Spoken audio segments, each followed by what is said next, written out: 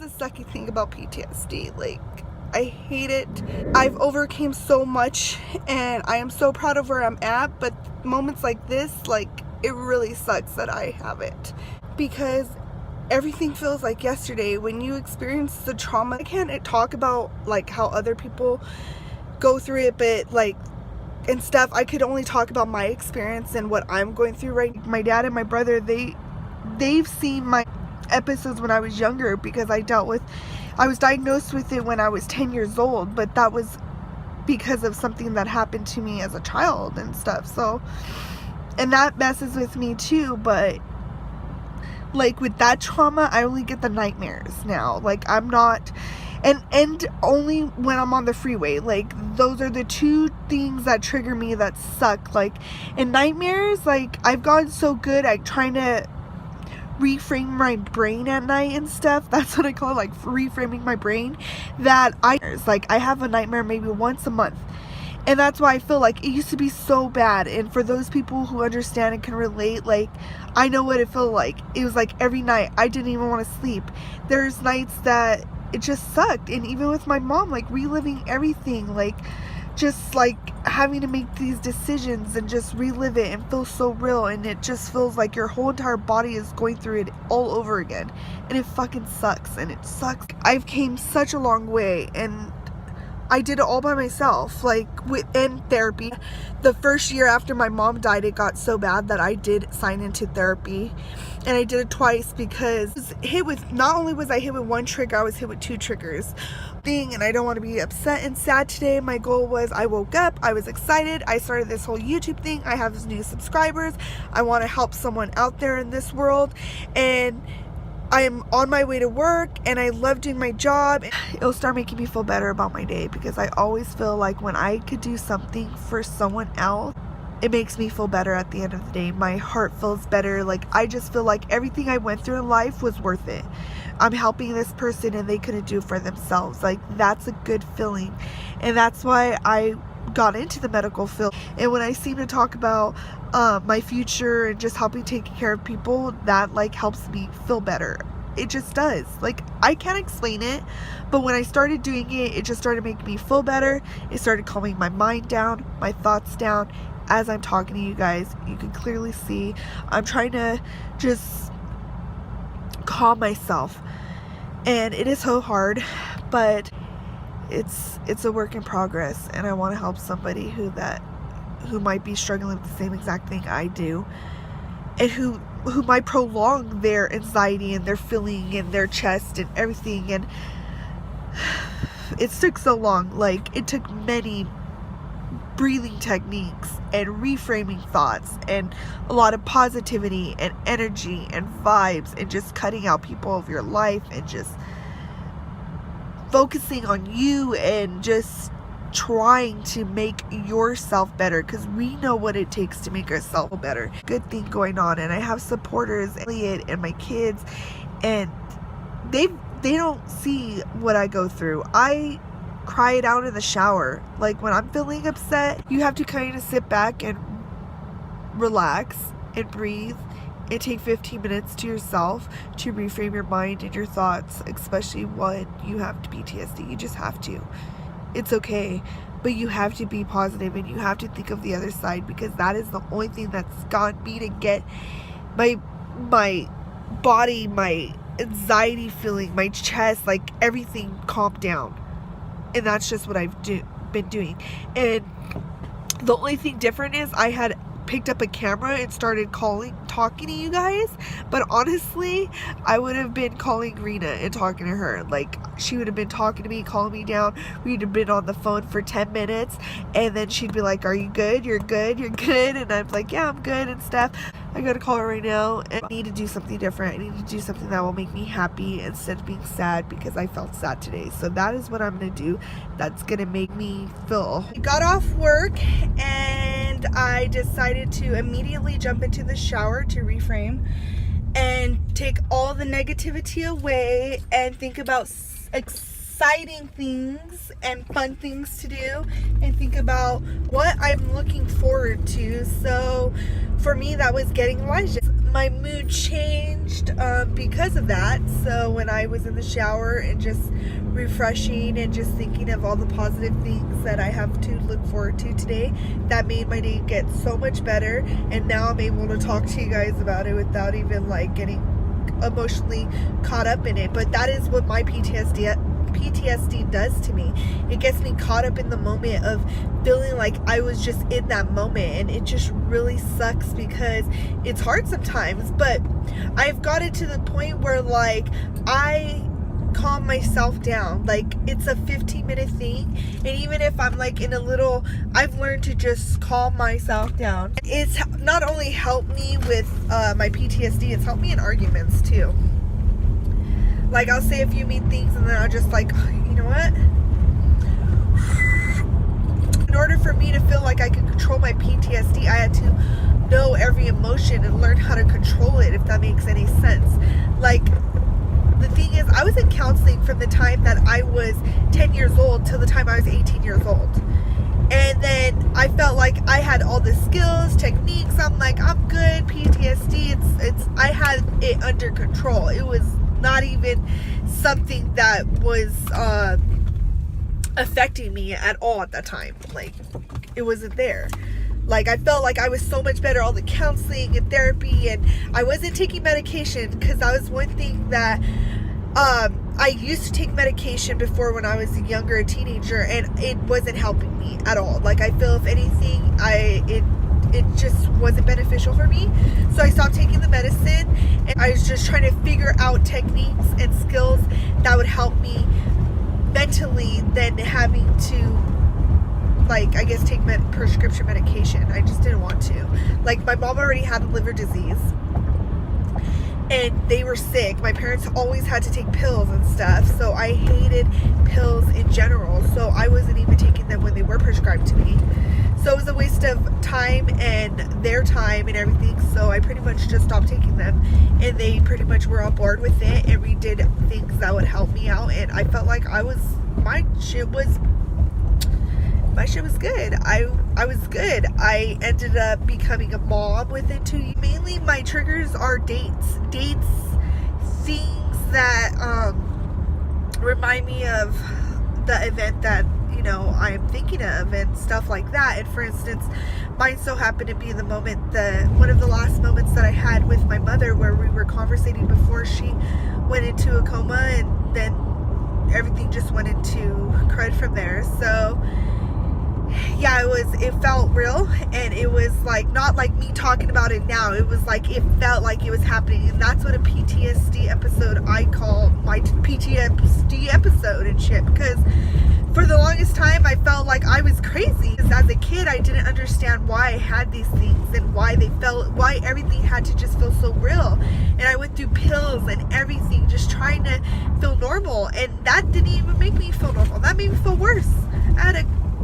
It was so hard. Like I feel like even at the time therapists didn't understand that PTSD could come from other tragedies than just being in the army.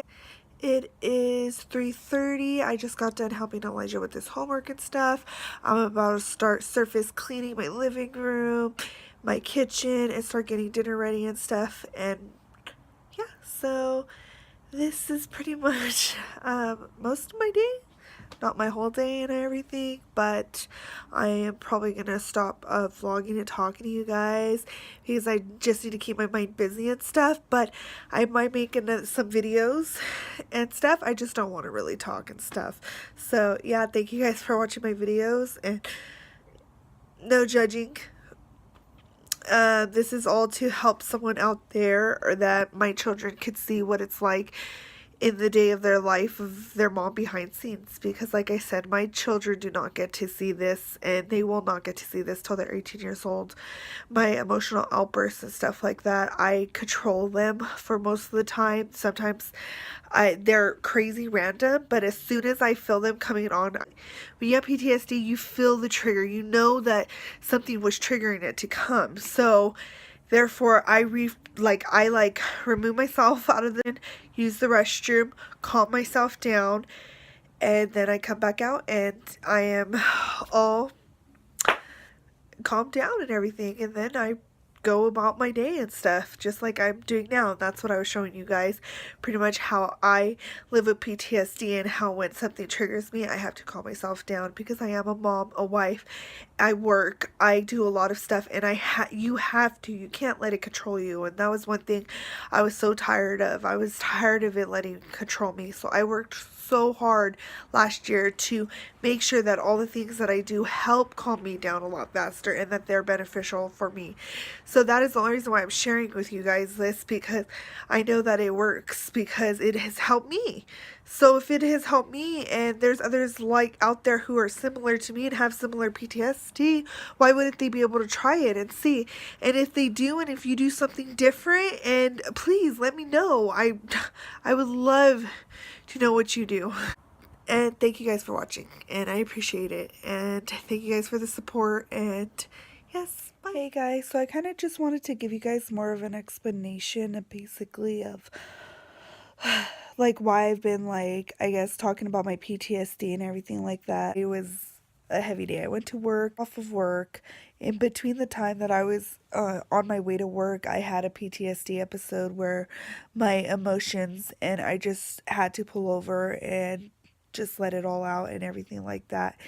And it's just really sucky that, like, I have PTSD and I live with it, because days like this really suck. It's basically the day that we had to make a decision to pull my mom's tubes out, and we pretty much had to sit and wait and watch her pretty much pass away and stuff. The thing was, my mom was on hospice. She wanted to die at home. She did not want to be in the hospital. She hated the hospital. Any chance she got, she signed herself out, even against medical advice. She was vicious. She didn't care. Like, she just didn't care. And if it wasn't her way, it was like nobody's way. She wanted it specifically her way all the time.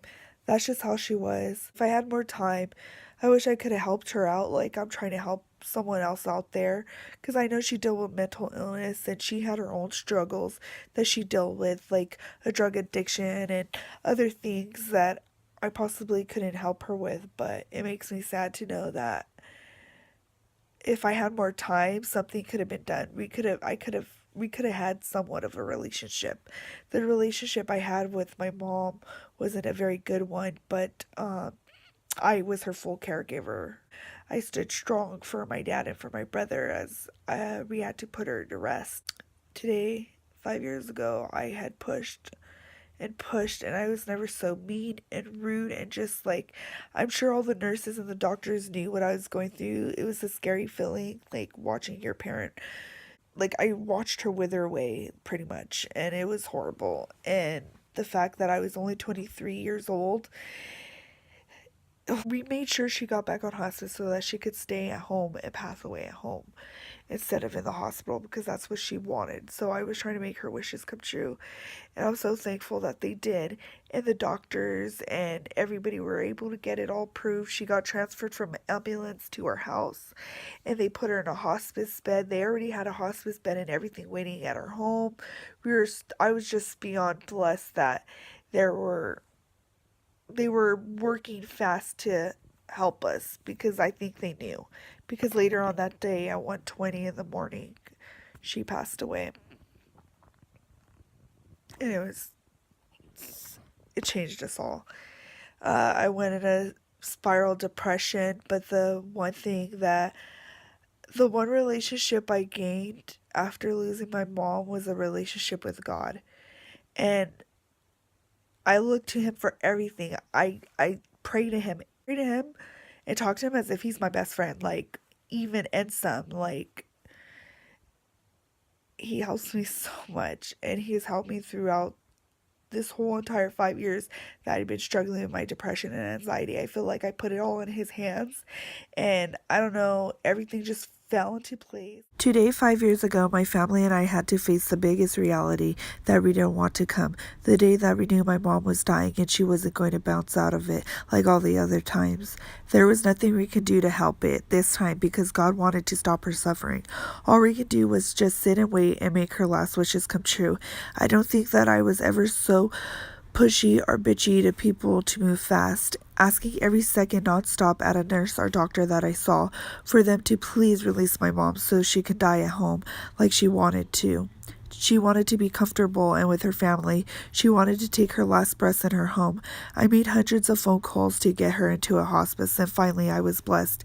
A few hours later, they started getting ready to take her, and at that moment I felt relief that after all that, she was so happy that she was going home. Anyone who knows my mom knows she hated hospitals. She would go in and sign herself out against medical advice. Rest in peace, Mom.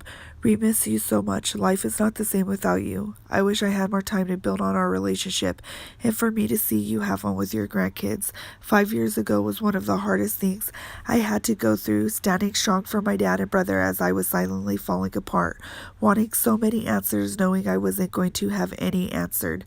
So thankful for my love, Elliot, who lifts me up, especially days like this. Who would have known losing my mom bring my PTSD out, which was dormant, and now I had to struggle for 5 years, technically 4 years, because finally it's the year that I got my shit together. When she left us February 2nd, 2014 at 1:20, my heart dropped. I wish my PTSD went away, especially days like this. It hurts like hell. My stomach and chest are killing me, but the one thing that keeps me smiling is I made your last wish happen, for you to fall asleep forever in your home by those who loved you and not in a hospital. And now I have a happy thing about today, the first full days of a lot of first and a lot of 21 days, making you proud from above, Mom. Hope you're enjoying Norma Jean and your mom and dad. We fell apart when you left us, and now we're slowly building ourselves up. Don't judge a book by its cover. You don't know how many battles lie within the pages. I had wrote this Facebook post on my personal Facebook to my friends and family and stuff like that in remembrance of my mom. Thank you guys. If you guys had stood all the way till the end of the video, please comment the number 73 on here, and please let me know that you guys are true supporters and you guys are still very interested in my life. I hope that I could see a lot of comments from my friends and family and those who are continue to be down to support me and encourage me and keep me lifted. Thank you guys so much. Yes, please like and comment the number 73 and lets me know that you guys are true supporters, and I have a surprise for those of you guys who do. So thank you guys so much. And if you guys are already subscribed or not subscribed, please subscribe and press the little bell icon so that you guys know when I have new videos up, so you guys could still continue to stay up to date with all the videos that I post. Thank you guys so much. Have a blessed day. Bye.